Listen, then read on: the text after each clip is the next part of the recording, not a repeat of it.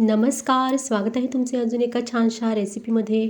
तर आज आपण करूया आषाढ स्पेशल मस्त अशी कुरकुरीत आणि खुसखुशीत, अजिबात तेलकट न होणारी भाजणीपासून तयार केलेली गार्लिक चकली. होय, आपण चकलीमध्ये लसूण घालणार आहोत आणि लसूण घातलेला असताना सुद्धा ही चकली एकदम कुरकुरीत, अगदी संपेपर्यंत खुसखुशीत राहणारी चकली आपण करणार आहोत. रेसिपीमध्ये अजिबात गडबड न करता अगदी सावकाश आणि सविस्तर रेसिपी मी सांगितली आहे. अगदी भाजणी तयार कशी करायची आणि त्याचे प्रमाण कसे घ्यायचे हे सुद्धा रेसिपीमध्ये मी सांगितले आहे. त्यामुळे ही रेसिपी तुम्ही संपूर्ण पहा.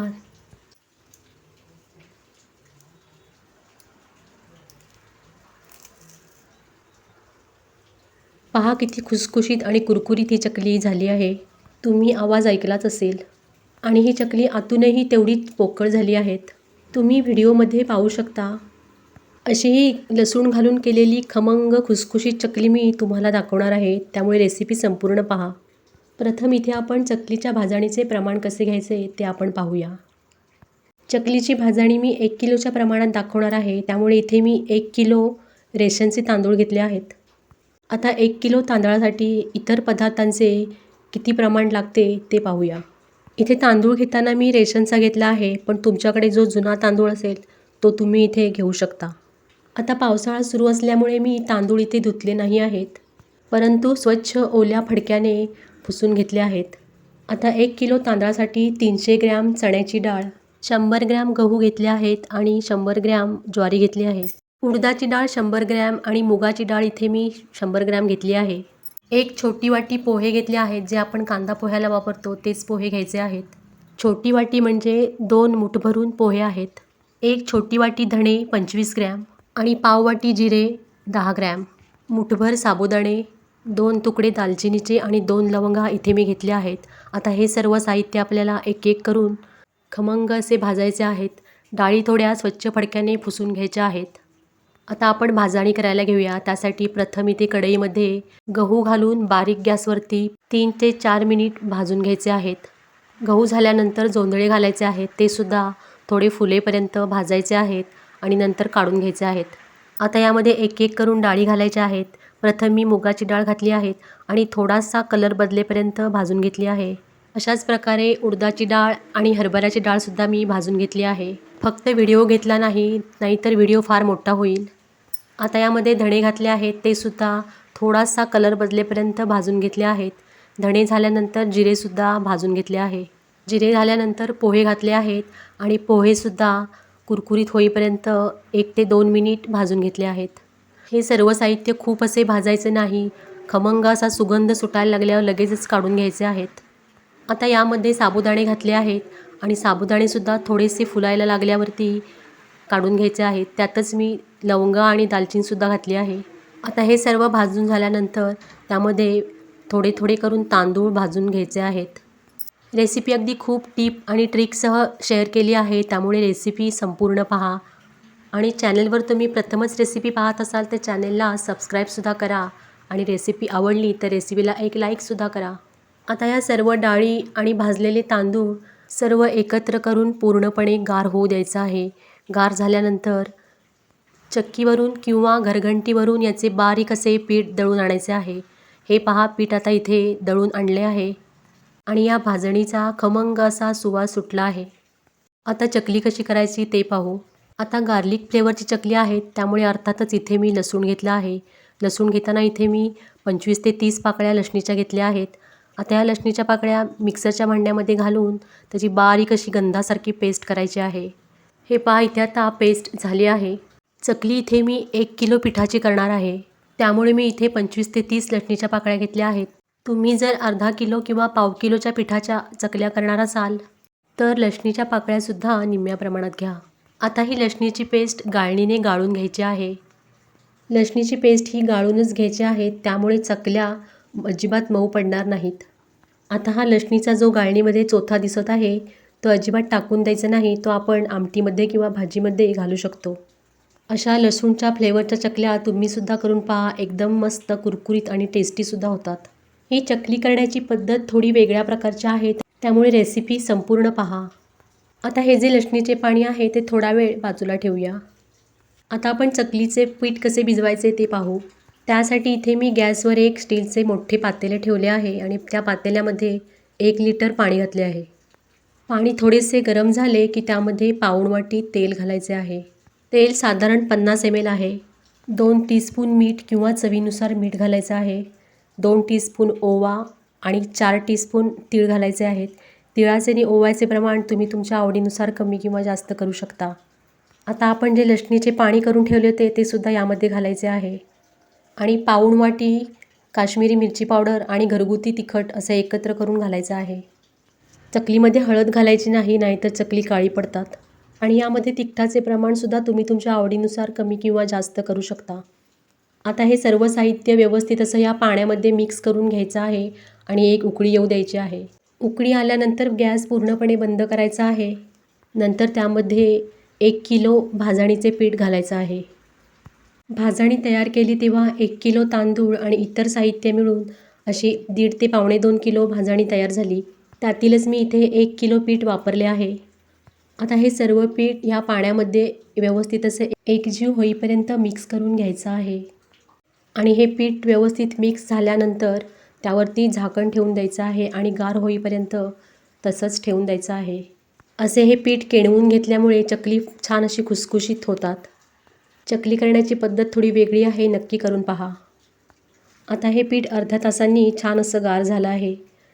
पीठ थोडे थोडे करून परातीमध्ये घ्यायचं आहे. पीठ परातीमध्ये घेतल्यानंतर छान असं थोडं थोडं करून मळून घ्यायचं आहे. पाण्याची आवश्यकता वाटली तरच पाणी लावायचं आहे, पण चकलीचं पीठ घट्ट असंच मळून घ्यायचं आहे. त्यामुळे चकलीला काटा छान येतो. या चकलीला लागणाऱ्या सर्व साहित्याची लिस्ट मी कॅप्शनमध्ये दिली आहे, नक्की चेक करा. आणि तुम्हीसुद्धा या पावसाळ्यामध्ये खमंग आणि खुसखुशीत चकली करून पहा. पिठाला पाण्याचा हात थोडा थोडा लावून पीठ घट्ट आणि चिकट येईपर्यंत मळायचं आहे. चकलीचे पीठ चिकट मळले गेली की चकली गाळताना तुटत नाहीत, व्यवस्थित अशी चकली गाळली जातात. हे पहा, इथे आता चकलीचे छान असे पीठ मळून झालं आहे. पीठ आता हाताच्या साहाय्याने एकसारखे करून घ्यायचं आहे. आता चकलीचा साचा घ्यायचा आहे आणि त्यामध्ये ही चकलीची डिश घालायची आहे. ही चकली करण्याची चकती आहे ती गजऱ्याच्या आकाराची आहे, त्यामुळे चकली पण अशी घसघशीत गजऱ्याच्या आकाराची दिसतात आणि दिसायला अगदी मस्त दिसतात अशी चकली. आता ह्या चकलीच्या सोऱ्यामध्ये पीठ घालायचं आहे आणि चकली करायला घ्यायची आहेत. मी सांगितलेल्या प्रमाणात भाजणी तुम्ही दिवाळीतसुद्धा करू शकता. आता एक एक करून चकली पाडायला घेऊया. चकली पाडायला असा हा प्लेन कागदच घ्या, त्यामुळे चकली उचलायला सोपी जाते. पहा चकली कशी गाळली जात आहेत, गाळताना अजिबात तुटत नाही आहेत. यासाठीच चकलीचे पीठ मळताना घट्ट आणि चिकट असे मळायचे आहे. त्यामुळे चकलीला वरून काटा मस्त येतो. तुम्ही पाहू शकता व्हिडिओमध्ये. मस्त अशी काटेदार चकली तयार होतात. चकली गाळताना एकसारख्या आकाराची गाळली की दिसायला पण अगदी सुबक दिसतात. चकली एकदम 10 ते 12 करून घ्यायचे आहेत आणि मग एकदाच तळायला घ्यायचे आहेत. चला तर आता चकल्या तळायला घेऊ. चकली तळायला घेताना अशी ही पसरटच कढई घ्यायची आहे, त्यामुळे त्यामध्ये बरीच चकली बसतात आणि चकली छान तळूनसुद्धा होतात. चकली तळताना तेल एकदम कडकडीत गरम पाहिजे. म्हणजे सुरुवातीला आपण चकली जेव्हा तळायला घेतो तेव्हा कडकडीत गरम झालेल्या तेलातच चकली सोडायची आहेत, म्हणजे चकली तेलामध्ये विरघळत नाहीत. आता एक एक करून अलगद हाताने तेलामध्ये चकली सोडायची आहेत. चकली सोडताना हात भाजण्याची भीती असते, त्यामुळे उलाटण्याने सुद्धा चकली सोडू शकता. सुरुवातीला गॅसची फ्लेम एकदम मोठी ठेवायची आहे, त्यामुळे चकलीला असे बुडबुडे यायला लागतात. चकली हाय फ्लेमवर सुरुवातीला कढईमध्ये सोडल्यानंतर अजिबात चकलीला झारा लावायचा नाही, नाहीतर चकली तेलामध्ये तुटू शकतात. चकलीवरील थोडे बुडबुडे कमी झाले की मग गॅसची फ्लेम ही मीडियम करायची आहे आणि एक एक करून अलगद हाताने चकली पलटी करून घ्यायची आहे. आता 30 सेकंद अशी चकली उलटपुलट करून मीडियम गॅसवर तळून घ्यायची आहे. 20 ते 30 सेकंदांनी चकलीवरील बुडबुडे थोडे कमी दिसायला लागतात आणि तेलामध्ये चकली व्यवस्थित अशी सेट झालेली असते, म्हणजे चकली विरघळण्याची अजिबात भीती नसते. असेच 15 ते 20 सेकंद चकली उलटपुलट करून तळून घ्यायचे आहेत. चकली कढईमध्ये सोडल्यानंतर पूर्णपणे तळण्यासाठी 5 ते 7 मिनिटाचा कालावधी लागतो. हे पहा, मस्त असे आता चकलीवरील बुडबुडे कमी आले आहेत आणि चकली आता कुरकुरीतसुद्धा झाली आहेत. पहा, चकलीला कलरसुद्धा एकदम मस्त असा आला आहे, तुम्ही पाहू शकता. आता एक एक करून चकली अशी निथळून घ्यायची आहेत आणि चकली काढून घ्यायची आहेत. आता तेलामध्ये मोठ्या फ्लेमवर दुसरी चकली घालून घ्यायची आहेत आणि अशीच तळून घ्यायची आहेत. अशी ही चकलीची रेसिपी भाजणी करण्यापासून ते चकली कशी करायची हे करण्यापर्यंत मी तुम्हाला दाखवली आहे. प्रत्येकाची चकली करण्याची पद्धत ही निरनिराळी असते, पण माझ्या पद्धतीने चकली एकदा तुम्हीसुद्धा करून पहा आणि चकली कशी झाली आहे ते सुद्धा कमेंट करून मला सांगा. आणि पुढील रेसिपी तुम्हाला मी कोणती करून दाखवलेली आवडेल हे सुद्धा कमेंटमध्ये सांगा. आणि ही लसणीच्या फ्लेवरची चकली तुम्ही नक्की करून पहा, तुम्हाला नक्की आवडेल. पहा, चकलीमधील बुडबुडे एकदम असे कमी झाले पाहिजेत, म्हणजे समजायचे की चकली तयार झाली आहे. मस्त असा बाहेर पाऊस पडत आहे आणि अशी ही चकली तुम्ही घरी करून ठेवलीत तर मुलांना खाण्यासाठी सुद्धा डब्यामध्ये देऊ शकता आणि मोठ्यांना चहाबरोबर स्नॅक्ससाठी पण ही चकली तुम्ही देऊ शकता. एकदम मस्त लागतात. चकलीवर काटा तुम्ही पाहू शकता किती मस्त आला आहे. अशी चकली सुबक अशी दिसतात. आणि ही जी तुम्हाला मी भाजणी दाखवली आहे त्या पिठाची तुम्ही थालीपीठेसुद्धा करू शकता, एकदम चवीला छान होतात. हे पहा, मस्त अशी कुरकुरीत आणि खुसखुशीत गार्लिकच्या फ्लेवरची चकली तयार आहेत. अशी चकली या पावसाळ्यामध्ये तुम्हीसुद्धा करून पहा. अशी तुम्ही एकदाच भाजणी करून ठेवली तर केव्हाही तुम्ही आपल्याला हवं तेव्हा चकली करून खाऊ शकता. अशाच माहितीपूर्ण आणि चटपटीत, पारंपरिक आणि चविष्ट सविस्तर रेसिपी पाहण्यासाठी चॅनलला नक्की फॉलो करा. आणि ही मी जे चकलीची भाजणी तुम्हाला दाखवली आहे त्याचे प्रमाण तुम्हाला कसे वाटले, अगदी वजनी आणि वाटीचे, हे तुम्ही मला कमेंटमध्ये नक्की सांगा. आणि या चकलीमध्ये मी लसूण घातली आहे, ती पद्धतसुद्धा तुम्हाला आवडली का ते सुद्धा मला कमेंटमध्ये सांगा. आणि ही चकलीची रेसिपी तुम्ही तुमच्या नातेवाईकांमध्ये शेअरसुद्धा करा. पहा, चकली किती मस्त दिसत आहे आणि त्यावरील तीळ आणि ओवासुद्धा छान दिसत आहे.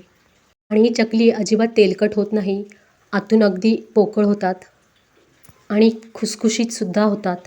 मी केलेल्या भाजणीपासून नक्की एकदा लसूण घालून अशी चकली तुम्ही करून पहा. त्यानंतर प्रत्येक वेळी तुम्ही अशीच चकली कराल. अशी ही गार्लिक फ्लेवरची भाजणीची चकली करण्याची पद्धत तुम्हाला आवडली असेल तर रेसिपीला एक लाईक करा आणि चॅनलवर नवीन असाल तर चॅनलला सबस्क्राईब करायला अजिबात विसरू नका. आणखीन बाजूला दिलेल्या बेल आयकॉनवर क्लिक करा, म्हणजे येणाऱ्या व्हिडिओची नोटिफिकेशन तुम्हाला सगळ्यात अगोदर येईल. रेसिपी पाहिल्याबद्दल सगळ्यांचे खूप खूप धन्यवाद. आता भेटू पुढील रेसिपीमध्ये. तोपर्यंत नमस्कार.